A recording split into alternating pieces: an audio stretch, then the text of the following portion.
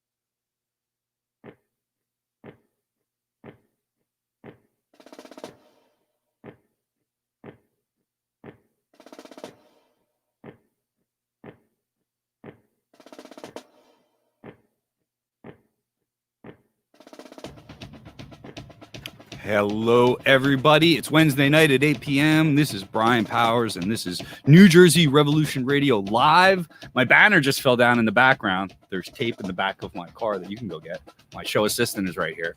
I got like a whole staff around me, and y'all don't realize what we go through here at New Jersey Revolution Radio as we try to be workers and working class people running a podcast and a media company. But thank God I got helpers around, and some of them are my kids. So there you go. And he's running up the tape. So I'll put the banner back up in a minute. And Daryl Lamont Jenkins will be joining us very shortly here as my co-host. You can see another one here is joining us tonight. Hi, what's up, buddy? Pizza's here. So thank you very much for telling us that my dinner is here. Actually, Daryl Lamont Jenkins is here. I see you, brother. I see you in the studio. So the show has made it just in the nick of time here as we do every Wednesday at 8 p.m. On YouTube, Twitter, or Facebook Live. We appreciate everybody sharing out right now. If you've got a social media account, if you're in the background of the studio, retweet us out, share us on Facebook, let people know we're live on YouTube right now.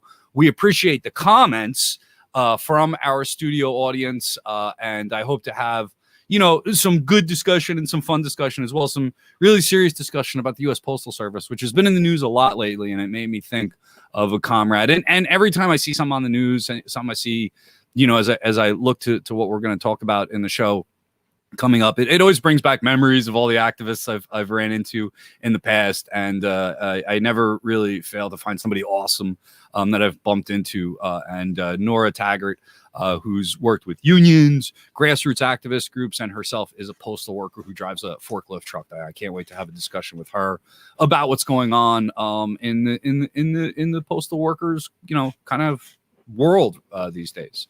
Leah is back. We got to say hi to Leah. Let's say hi to Leah is back. Our show. Hi. Right. Hi, Leah. How you doing? I'm doing well. How are you? Good. So, how did you enjoy vacation? Was it a good vacation? Did you go anywhere? Was it a staycation? It was really fun. I got to drive around. This is like the first year my brother had his car up there. But one of the bad things was my scooter got hit.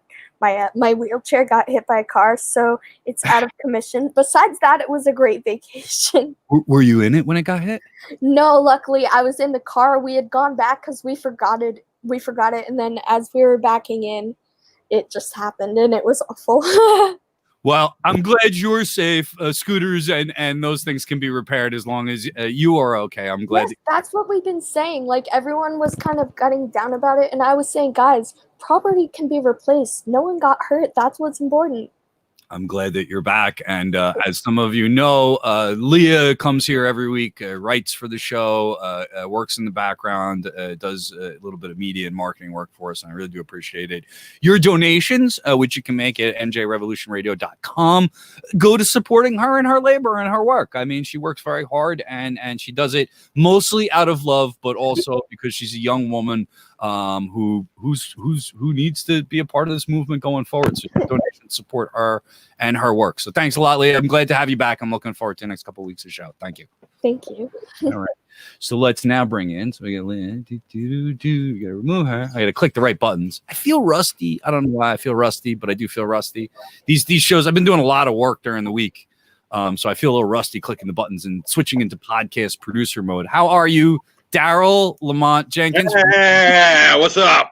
Hi, Vox. Thank you very much for joining us on the stream. How you feeling, man? First off, actually, with the exception of that cough, I still got to take my meds, but I'm sitting there rushing around today because I actually came back from a doctor's appointment, and then I had to rush over here to the Sanctum Sanctorium of One People's Project, and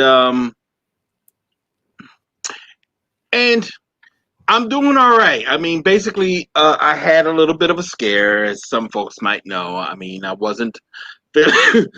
I was doing. I mean, on Facebook, if anybody follows me on Facebook, every day since the Memorial Day weekend, I have been doing these so-called walks and talks, and basically, that's me just trying to get some exercise in. I have been losing weight, so it's a good thing. Yeah, man.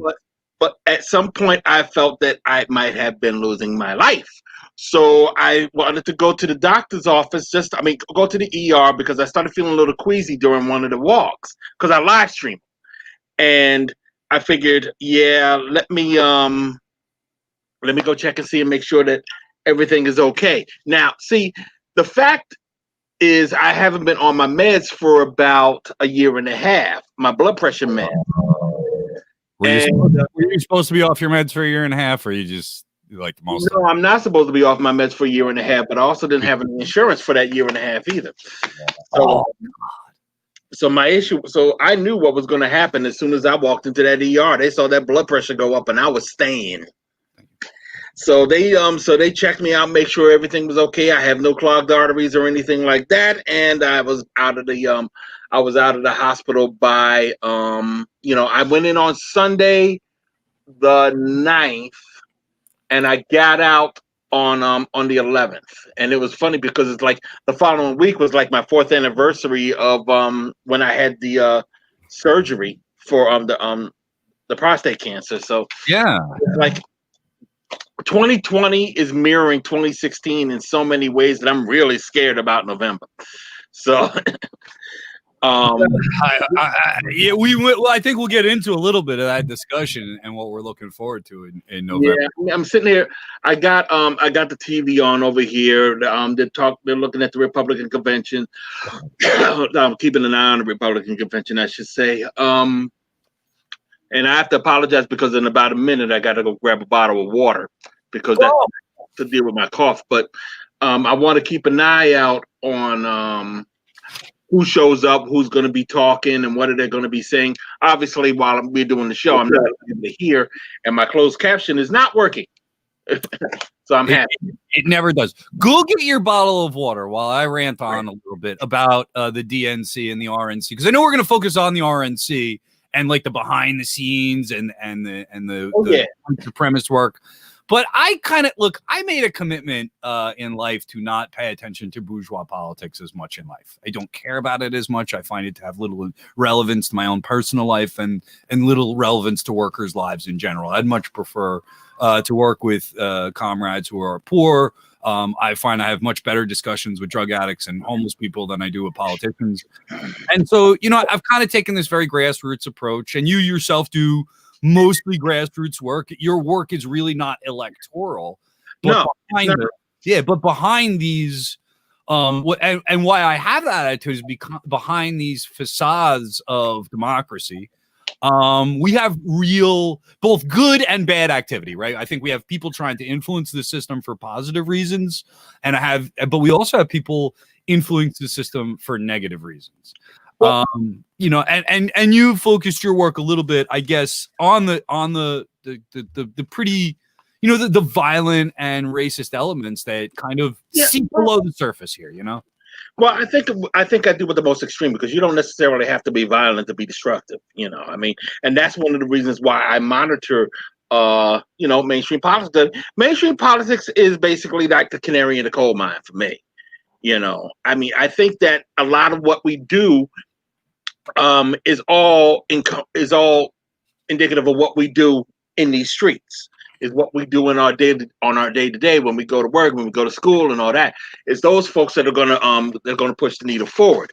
However, the way they are pushing the needle forward is by influencing those folks that we put into power, or some whatever you want to call it.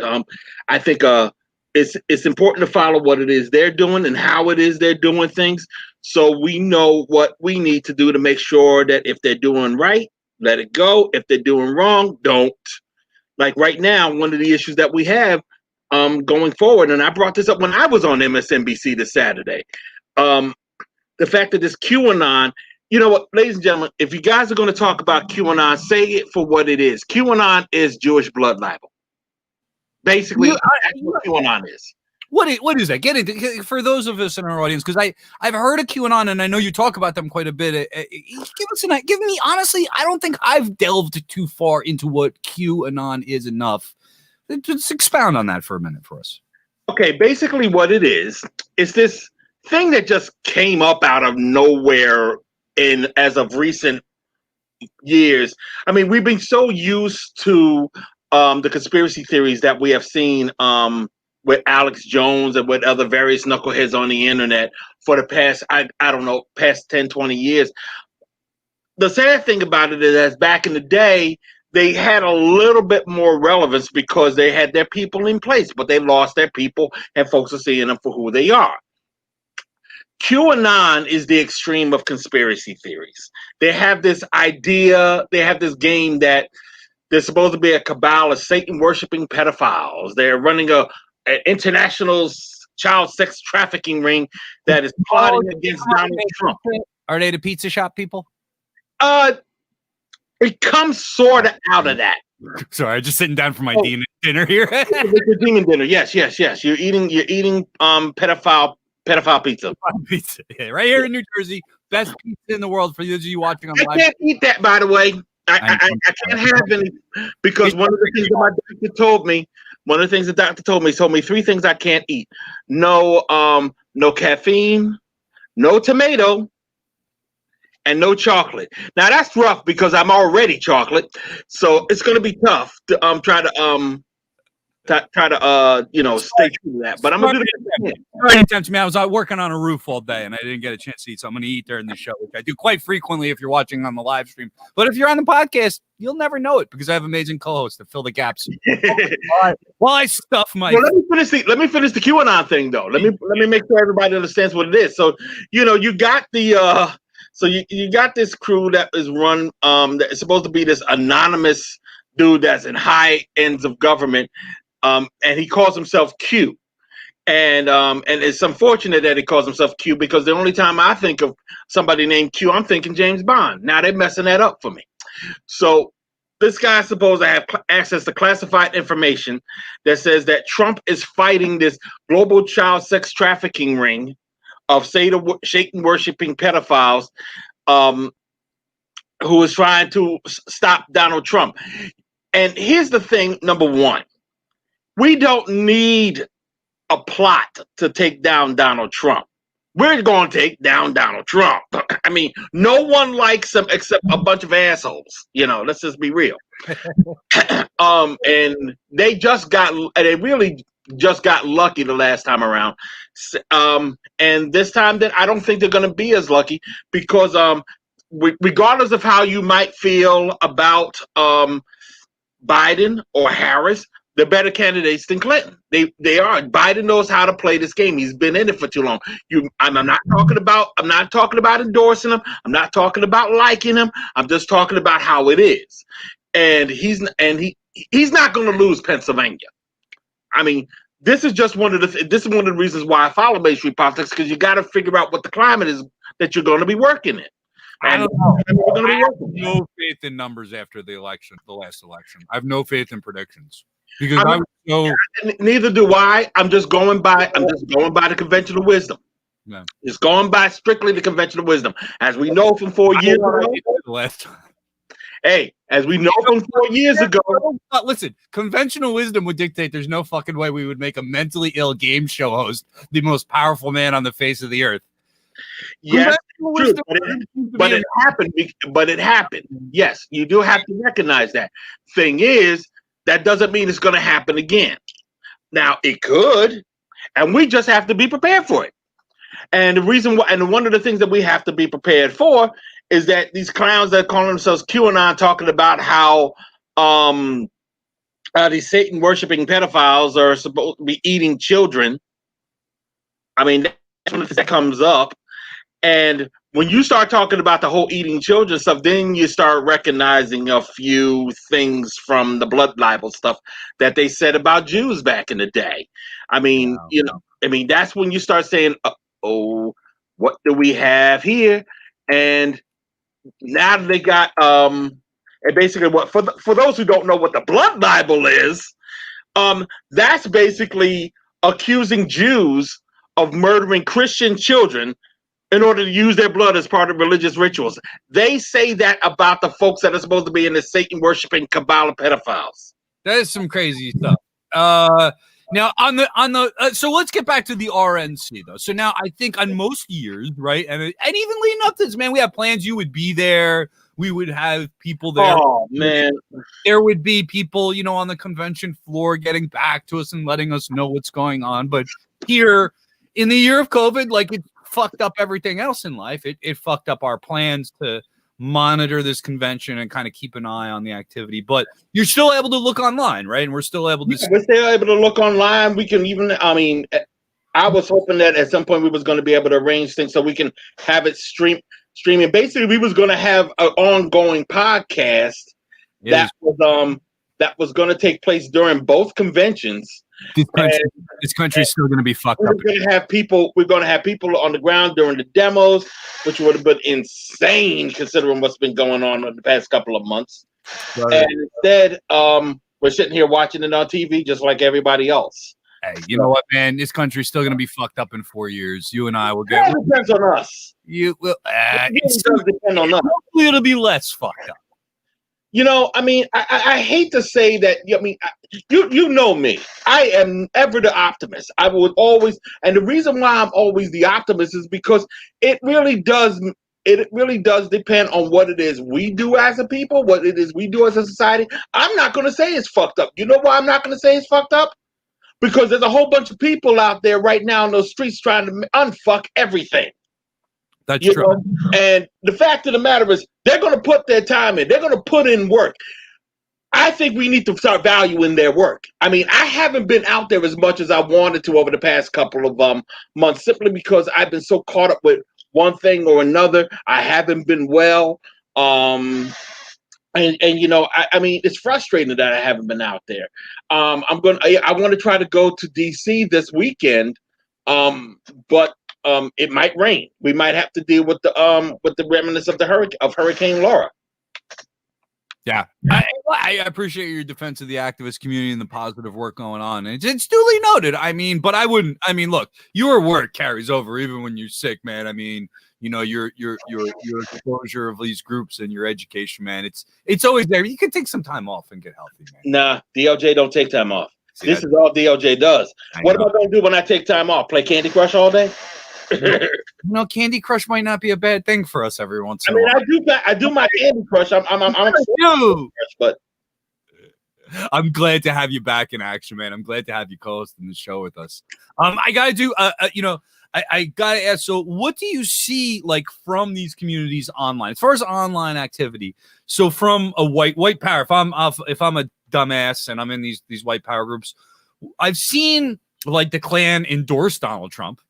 The crowd not endorsed Donald Trump, which I'm not even sure if he rejected, like out and out. I think he did after some pressure, but at first he was like, you know, thanks a little bit. You know, I mean, it was really like this kind of like, you really shouldn't accept this Klan endorsement. And he thought about it for a while and then decided. But like, I mean, but are there and then I've seen other groups that are like, he's not extreme enough and he hasn't created concentration camps for everybody except white people.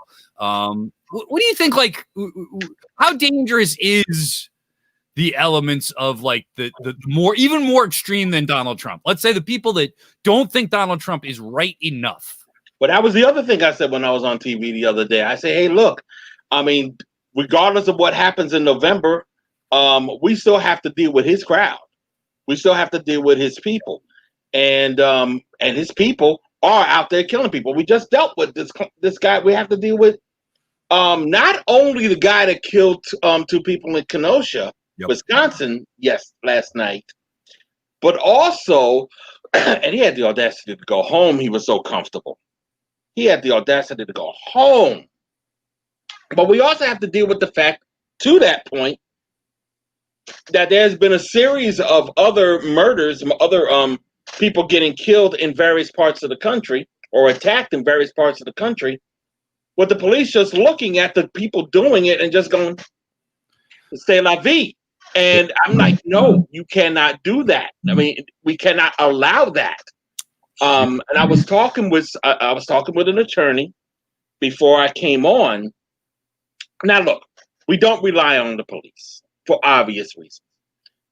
Having said that, they still must be held accountable. They are being paid to protect us.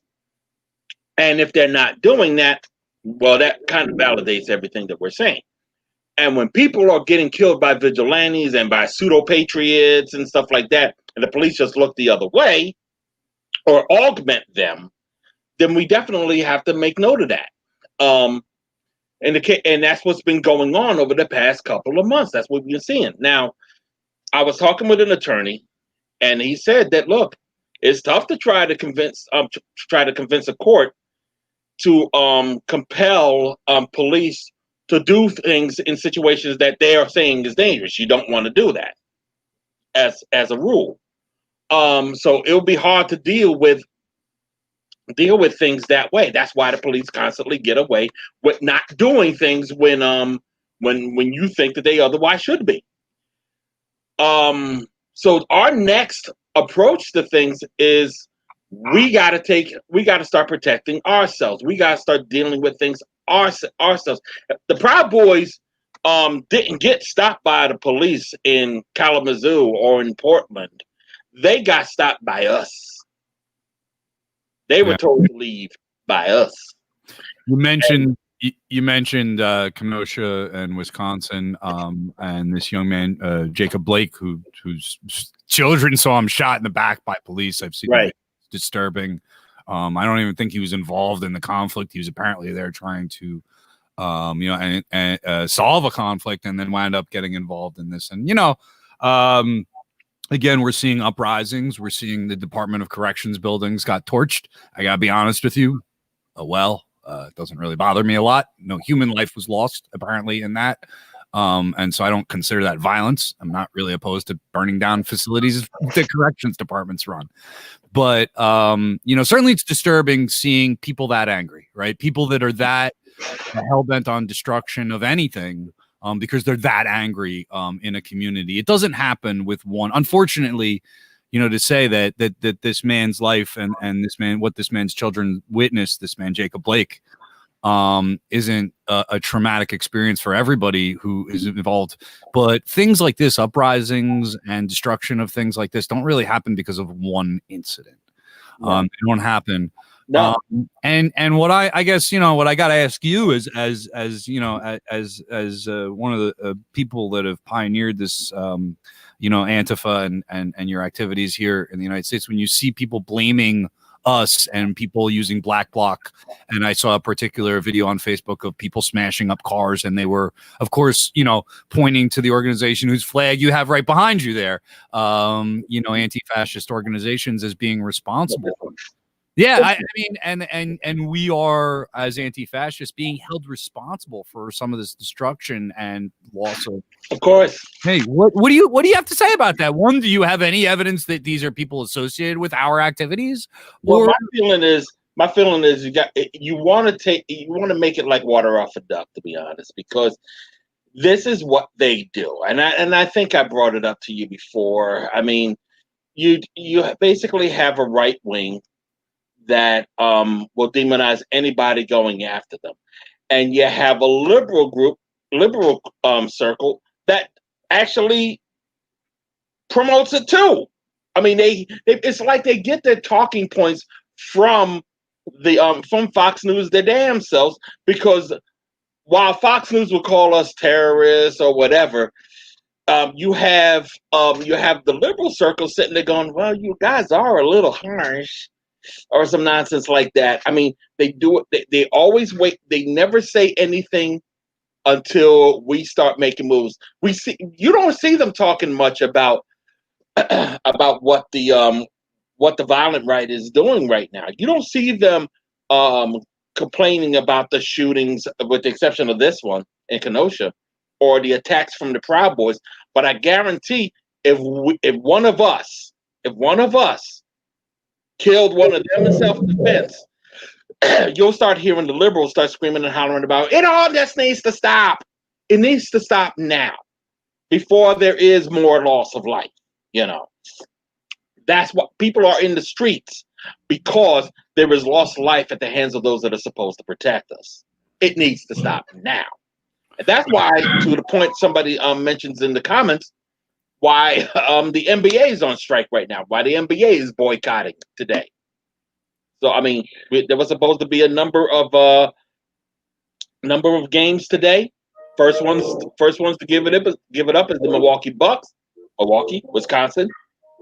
Just on general principle, they felt the need to, and now all the other teams are following suit. You know what we call it in the labor world, and I want to see a smile backstage from my upcoming guest here, because that's what we call a wildcat strike. That's what we call a wildcat. That's when there's a contract in place, you're supposed to go to work, and you say, fuck it anyway. I don't like this shit. I ain't going to work. And it's a great thing to see. We'll see how it spreads. I know that, like you said, the Bucks basically walked off the job last night. Basically said, no, we're not going to play because of what's going on. And, that it's spreading is news to me. I did see that when I was preparing, and there's a lot more to talk about in Wisconsin and just in around the world. And as always, I think we're cutting things short before we talk about everything. What else is new? We have to talk about getting money. And we get that through sponsorship. So if you would like to sponsor New Jersey Revolution Radio, of course, you can always, email us, info@njrevolutionradio.com, or contact us through the Facebook page or one of the social media networks. And we'll get back to you. You can sponsor it. We like $25. We'll stick your name, $10, $25, whatever. We'll stick your name up on the broadcast. We'll stream you. And for a little more money, I'll talk about you like I'm about to talk about the August Agency. The August Agency does QuickBooks accounting. They do QuickBooks accounting, other kinds of accounting, and a whole bunch more to do with financials. When I have something to do with money, I call Charlie over at the August Agency. His number is 201-895-7227. That's 201-895-7227. And you can get them online as well as www.theaugustagency.biz. We'll give Daryl's organizations a plug while we're here. One People's Project, right? Tell us about One People's Project real quick. One People's Project is an online, when that's not online, it's just more than just online, but it's a resource for those that are trying to get a handle of who's who and what's what in the white power and the far right scene. I mean, basically what we do is monitor, research, and report on right-wing groups and individuals, and we encourage communities to be proactive against them, to diminish their ability to function, as we would say. We have we have a news line. You can find us. You can find One People's Project at onepeoplesproject.com. You can also find us on Twitter. You can get and Facebook, and also on Newsline, idavox.com, idavox.com. And you can also find me on Twitter at DLamontJenkins. And I'm also One People's Project is a coalition member of a group that calls itself the International Anarchist Unity Coalition. And I call it the AUC because I want to try to avoid calling it the Anti-Fascist Unity Coalition, AFUC, as we kind of like say behind the scenes. But I got to keep from doing that because I'm on TV a lot and I don't want to accidentally use that. It's the best acronym in active. It's the best acronym. I call it the AUC. But the AUC is actually trying to, we're right now in the process of trying to start trying to get a food drive going. The only thing that's really stopping us right now is the fact that we just don't have the website rolling as well as we want to. But we are accepting donations. We are accepting, because what we're going to be doing, we're trying to benefit a number of food banks and pantries that have been devastated by the pandemic, trying to help everybody out. And we feel, it's time to help them out. So if you go to our to the International Anti-Fascist Days of Unity website, Facebook page, you can learn a little bit more about that. Our website is daysofunity.org, and we are going to it's a little bare bones right now, but we'll get it together hopefully rather quickly over the next couple of days, because we like to really have it going by September, because the holidays are coming up. And those food banks need that food during the holiday season. I know we always like to wait until the holidays to start thinking about these kinds of things. We want to try to avoid that in the future, but here we are. So, and it's going to be even more incumbent upon us to start helping these institutions out, whether you're talking about your mutual aid groups, whether you're talking about the pantries, whether you're talking about food banks. Food Bombs needs help. They're always out there every damn day. So, let's start seeing if we can do our thing out there. So Thank you very much. Yeah, thanks for all your work, man. Thanks for being here and supporting New Jersey Revolution Radio, man. It means a lot to me that you come on here and help us out, for a little time. It's valuable. I know your time is valuable. I named. You're gonna hate this next segment, by the way. I just ate pizza in front of you, and now I'm gonna do something else. You're gonna yell at me for it. Your family doesn't watch the show, does it? Right? You good? No, my family doesn't watch the show. They usually don't get involved in my politics all that much. So good. All right. So. I name things, and I think I've pondered on the air before. Why do I name things? And I actually did some research in tonight.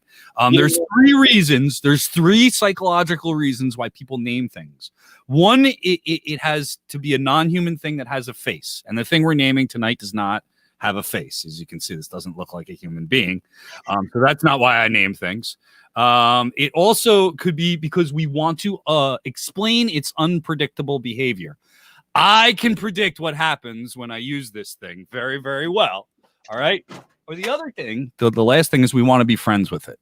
And I think this is very true. This is why I name all my bongs. I name all my water pipes. I name all my little tools that I use for playing with my weed. It's probably not a great sign for my overall mental health. No, but it is. It is. And I'm asking my audience tonight to suggest names for my new bong. I had a bong before. His name was Trevor. He was small. He was very tough. I took him everywhere. It was glass bongs, my glass travel bongs, so they're a little small. And unfortunately, I dropped Trevor the other day. And there was, when it hit the ground, it was in a bag. When it hit the ground, and you just heard it, and a million pieces. Trevor is gone. He served me well for a number of years. But when you develop relationships with glass bongs, it always ends. They never last forever. At some point you're going to drop it or bump it or tick it wrong. So I went to the shop. I went to the store. I got myself a new red, of course, a red bong. So if you have a name and you'd like to help me name my new bong, I would really appreciate you either commenting on the stream or commenting on Twitter or whatever. And maybe next week I'll get back to you with the suggestion that I take. I ain't letting Red you. Rider? What's that? Red Rider. The Red Scare Rider isn't bad. The Red Scare. Ooh. That's a good one. The Red Scare. I'm going to write that one down. Yeah. All right. Let's do a serious interview now, though. Okay.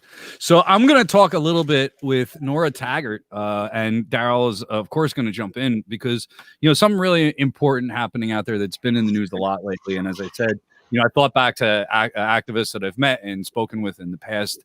Nora and I probably met through social media. I don't even really remember how, but we have some mutual friends in the activist world. And I always like to talk a little bit about a personal story. We had dinner and went and saw Shama Sawant and Chris Hedges speak in New York City. You gave me a great book, which I did read and got inspired from. You've done a lot of work. I mean, you've been active in your union, and I'll let you give most of your bio. But I know that, as part of our friendship, at the time, you were the political and legislative director at New Jersey, New York Metro Postal Union. I got that right? Yes. And Nora, New York. New Jersey, yeah, New York. And Nora runs into this ragtag crew of activists and students trying to make something happen for a $15 an hour minimum wage in New Jersey, and brought me to New York. And I got to speak with your executive board and talk to them about our efforts. And they gave us some money. They gave us 2 donations over the course of a year of about $500. I think it was $500 each. So they gave us like $1,000. And it really was, when you got that small of an organization, it's that trying to make, just something happen. That much money was like huge. It like gave us money for a year of website hosting and all kinds of stuff. And so, when you got involved with your union, you bridged the gap. You really bridged the divide between activism, the left, the anti-capitalist left, and, some establishment union power and money and influence. And it was always appreciated. And I thank you for joining us tonight to talk about what's going on in your workplace, the Postal Union. How are you? Yes, thank you. Thank you for having me here today. Appreciate it. So let's start off with, what's it like at work? I mean, you go in every day. I mean, tell us a little bit about like what you do on a daily basis as a postal worker. How do you help our mail move? So the Postal Service employs like 630,000 people. We are the second or third largest employer in the country. Civilians, I think maybe Walmart and Amazon are bigger employers in the U.S. Postal Service, with the exception that we are union. Therefore, we do make a living wage. We support our communities, and unlike Walmart and Amazon workers that are minimum wage and they rely on taxpayers to for food stamps and all other assistance because because Walmart and Amazon do not pay their employees living wages. Also, the Postal Service is the largest employer of veterans. It's about 40% of the workforce are women. Women make the same money as men, which is unheard of in the private industry.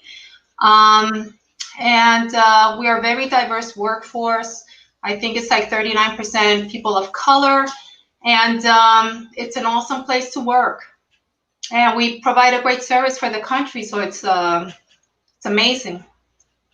You do. And in our lead up to this little pre-interview where I was asking, are you still involved with the union and you're not an officer currently? And you said, I'm just a postal worker. And I snapped at you. I'm very proud of being a postal worker. Yeah. Damn straight. Not what Nora didn't mention is she's a forklift driver. You are not the bourgeoisie politician, union boss that walks around. You get on a forklift every day and you make sure mail gets from one place to another. And without 650,000 of people like you doing that work every day, we don't really have a functioning society. And when I think of the history of the postal union, that's the backbone of the American Revolution. It really is how communications happened between states and how we ultimately freed ourselves from the oppression of the British. And ultimately, that doesn't mean we still don't have a shit ton of oppression going on. So over the last, let's say 6 months, as this political turmoil has happened, have you seen changes in the shops, in the morale, in the material conditions? What have you seen as the reaction to kind of the Trump administration over the last year or so as they've kind of borne down the focus on your workplace? Well, for decades, I believe since the 70s, there's been a big push to privatize the Postal Service. It's been bipartisan. However, when the pandemic hit, I work at the largest mail processing and sorting facility in the world. It's located in New Jersey. When the pandemic hit, I remember we were all scared, but we kept going to work because the mail volume just exploded. Everybody was ordering online. Everybody was scared to go out shopping. A lot of smaller shops closed. They depended on us to deliver their goods to stay afloat. I remember as a forklift driver unloading and loading pallets and pallets and pallets of hospital supplies, oxygen masks, and all that. So even though we were all scared to be there, some of our coworkers passed away. Others were very sick with COVID. At one point, 66% of our workers were absent due to COVID-related situations and quarantining, etc. We still continue to work. We were doing 14-hour. We work mostly nighttime because we process the mail for the carriers to deliver it during the daytime. We knew it was extremely important for people to get their medications, to get their foods, to get their supplies, to help small businesses, to help the hospitals get their supplies. So we kept pushing on. And it was very demoralizing when President Trump said we were a joke. And it's even more demoralizing when the banks were getting trillions of dollars and corporations were getting hundreds of billions of dollars in stimulus grants and forgivable loans. And yet here we are, the lifeline for the American people. We service every address in the country. And we haven't gotten one penny of COVID relief, nothing, even though we have not received any taxpayers' money since 1970. And it's all for political reasons, because there is an agenda. President Trump has been advocating for privatizing the Postal Service since he got into office. It's been in his budget since 2017. I have a question right quick. Well, actually, I'm gonna let Brian come in because Brian go back to that because there is something that I wanted to ask in particular about that. Donald Trump and what's been going on. I mean, I was listening to Elizabeth Warren speaking on the recent problems with the post office, and the Joy's nonsense that's going on. And one of the things that is important to note, and she noted it, is that while I would say the Republicans have been trying to do this for a very long time. Problem is they wanted to do it quietly. Trump has basically given away the store when it comes to this. But this goes back, I'm looking at Susan Collins' attempt at an overhaul just 14 years ago. So what is it? So has this been, and this is going to be weird to say, has the spotlight on what they're doing right now helped in any way to keep this BS from going on any further? Or is it really ratcheting things up right now? So, yes, the privatization efforts have been ongoing for decades. That's true. It's been during the Clinton administration, we started outsourcing mail to private companies. So both parties are complicit in this. However, if you research like the Koch brothers and their attempts to abolish Social Security, Medicare, the Postal Service, the unions and all that, and you realize how vast and massive and powerful their network. I know you're aware of the Koch brothers network with the think tanks and ALEC and all of that. So for decades, they've been putting a lot of their people in positions that oversee the Postal Service. For example, in the Postal Regulatory Commission, the chairman, Robert Taub, he was instrumental in writing the law that was passed in 2006, the Postal Accountability Enhancement Act, that saddled the Postal Service to pre-fund future retirees' health benefits 75 years into the future. This is not about pensions. This is future retirees' health benefits. Our pensions have like $280 billion set aside. That's separate. So before that bill was passed, the post office was generating between $1 billion and $3 billion the years before that. They saddled us where we had to pay $5.5 billion a year for 10 years to prepay future retirees' health benefits for people who aren't even born yet. They haven't worked for the post office and they haven't even retired. So they did that, and they also saddled us with we're not allowed to generate more revenue. So obviously it was setting us up for failure. Now comes COVID-19.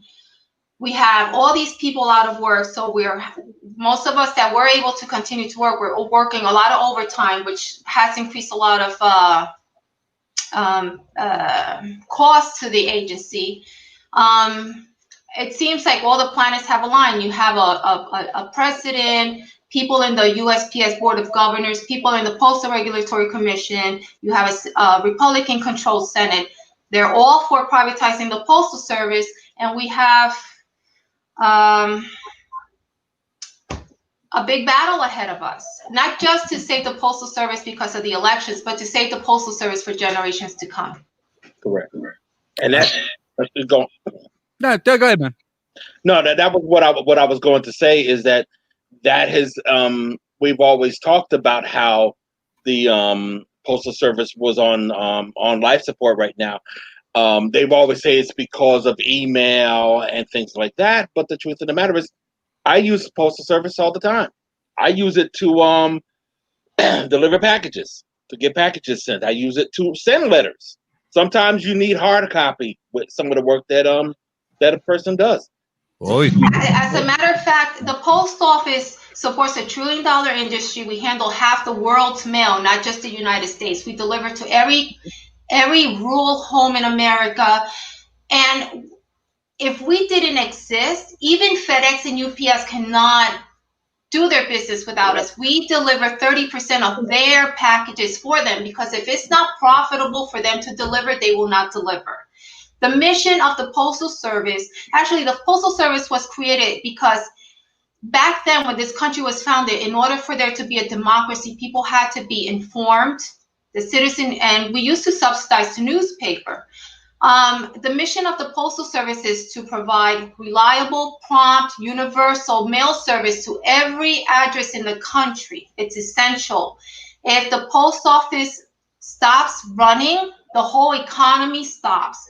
1.2 billion prescriptions are mailed through the Postal Service. People's lives literally depend on Postal Service because, for example, my parents live up in a mountain. UPS and FedEx do not go there. Veterans Administration send my father all his medications and supplies through the U.S. Postal Service. And just like my parents, millions of other people depend on it. Right now, the U.S. Veterans Department is advising people to get their prescriptions ahead of time because since the new Postmaster General came in, all our mail is being delayed intentionally to make us look very bad to the American people, to demonize postal workers, to continue to defund us so that they can eventually just privatize us. Right. That's one of the reasons why I asked whether or not the spotlight that's on the Postal Service has been a benefit to all your efforts to push back against that. Because I think that I think the only reason or the big reason why the Democrats are pushing for these bills to support the post office is due to the public pressure, because the people do want to keep their post office. We are ranked 91% favorability. We are the most favored agency in the country. And they also did a study after COVID, which is the most trusted brand. And we competed against pharmaceuticals, Walmart, Amazon, FedEx, UPS. The Postal Service came out #1 as the most trusted brand in America. The people really love postal workers. They love the post office. We are the face of the government in this country. We provide an essential service.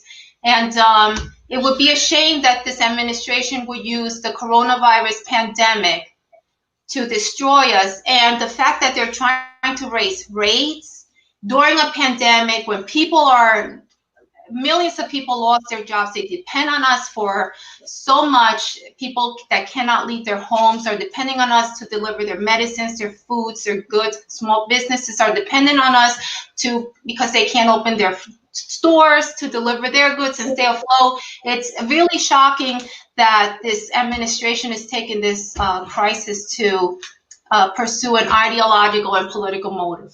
Are you really shocked? You're not shocked, are you, Nora? I mean, it's not shocking. Look, we've dedicated this country to the relentless pursuit of profit at all costs. Profit before people. I mean, look, we've privatized healthcare, we've privatized education, we've privatized prisons, we've privatized law enforcement, we've privatized parking lots, we've privatized everything. Because it is this idea that having money makes you a good person, and we can, and so, this is just another step in the process of breaking apart social fabric and things that are truly valuable to all of us, because some douchebag or a very small group of douchebags want to make a lot of money together. And luckily, we got people like you. We got some solid unions, and I mean, listen, unions got their problems too. We're not going to beat up our own cause today. But, look, the Postal Workers Union has done everything they can, I think, to form one of the better coalitions out there run by a union to try to draw people in, and not just draw people into their cause, but also to support other causes. I talked at the beginning of this interview. So I'm looking at the U.S. Mail, or I'll say this website, usmailnotforsale.org. Is a website that's out right now. We'll take a look on our screen. Can you tell us a little bit about this website and the tools and the messaging that it brings as far as fighting back? So we understand that the only way we're going to meet this back, we cannot grieve to save the post office. We cannot go through the grievance process. The only way that we can win this war is to get the American people to defend something that belongs to them and serves them. The American people do not pay any tax money into the Postal Service. The only way they pay is if you buy a stamp. But yet we go to your home 6 days a week. We deliver. Mail carriers they notice when people are sick or they haven't picked up their mail in a few days, and they do well checks. And wherever there's a mail carrier in a city, in the neighborhood, it's proven that crime rate goes down during the time that the mailmen are walking their routes. And the fact that it employs so many people, as the largest unionized workforce in the country, it's one of the reasons they want to destroy us also, because they can get people to do the same work we do for $10 an hour and then have CEOs make $20 million a year. So we have to support the Postal Service. It's a national treasure. It serves everybody. People that cannot afford to go to college, they can go work for the Postal Service, make a living wage, bring up children like we do. Like, I'm a single mom. I raised 3 children on my own thanks to having a living wage, thanks to having benefits through my union. So U.S. mail is not for sale.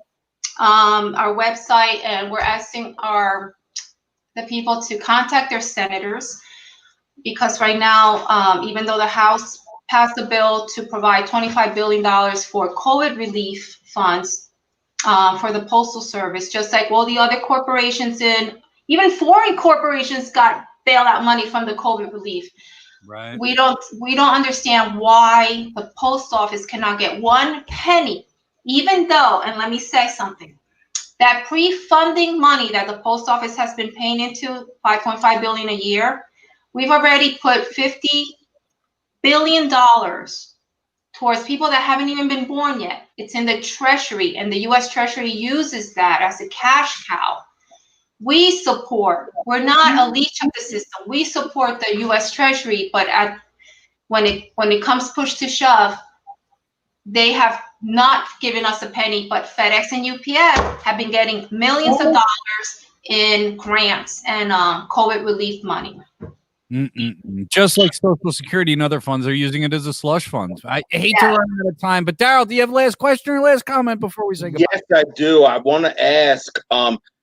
We've been talking about what Trump and DeJoy have been doing, but you did make the point that we have a problem with both parties. Yes. And my question is, should Trump lose, and we do have to get Biden in there, what should we be looking out for that may be a red flag to the rest of us, that some things change and some things remain the same? Well, during the Obama administration, they shut down 143 mail sorting facilities, including the one I was in. They reduced hours at post offices, where they closed down during lunchtime, or they only operate 2 or 4 hours a day, making it very inconvenient for people to go mail their parcels or whatever.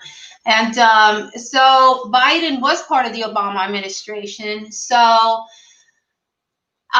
it's a hard battle either way, but I think that we have a better chance at surviving under the Democrats than the Republicans. As Mo Miller used to say, the struggle continues. But I just think that the death sentence would allow us more time to fight and get more support from the public. I think I'm going to keep putting my faith in you, my comrade, rather than any of those bourgeoisie that you just mentioned, because I think both parties have proven we can't trust them. And the solution's in people power, right? Solutions people power, yes. You and me, people that drive forklifts and Ubers and struggle as contractors on roofs. People, yes. That's it. We're the solution, not any of them. I want to thank you for being here. Thank you so much for having me. It's awesome. We got to catch up more. We definitely got to catch up and hang out more.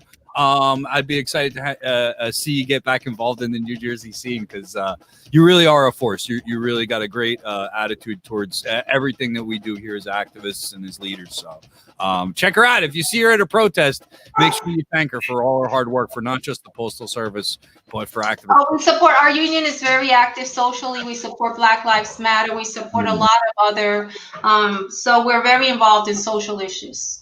Always loved my interactions with you and all your comrades there. Daryl, you got any events or things you need to plug? I know I already let you say money, but anything else before we go? Just a reminder. Just right now, I mean, the only thing I have coming up is they're going to be, you can see it on IdaVox. on the sidebar. I'm going to be speaking about on the 31st during the Zoom conference. It's a public Zoom conference. Everybody should attend.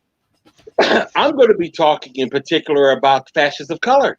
And we're going to have some fun with that one. I only got a couple of suggestions to name my bong. I do like the Red Menace. I really do. That's nice. I usually name them names, though. Usually I give them a name like Marx or Lenin or Pete or something like that. So, but I do like the Red Menace. I'll put that on the list. Didn't get many comments. But if you're listening on the podcast, send me an email, info@njrevolutionradio.com. Say, Brian, you should name your bong this and explain to me why. If you donate money, I'll consider your suggestion a little harder. You can make a donation at that same website, www.njrevolutionradio.com. The bourgeoisie are not supporting me. I need workers like you listening to support me. You know, a couple of bucks a month, 10, 25, 30 bucks. I've said before, it costs about $300 to get a reporter out to an activist event. But none of my comrades have that kind of money. So you know what? If you chip in a little bit every month, they chip in a little bit at the event. They throw it in the hat. It makes a difference, and we're able to get out there and support your work. So thank you very much to those of you who have already donated. If you haven't, please do so. Until next week at 8 p.m., I'm going to come back to you live on YouTube, on Twitter, on Facebook, and wherever else I can figure it out. Till then, this is Brian Powers, and I want to remind all of you that the police can quit their jobs. Have a good night, everybody.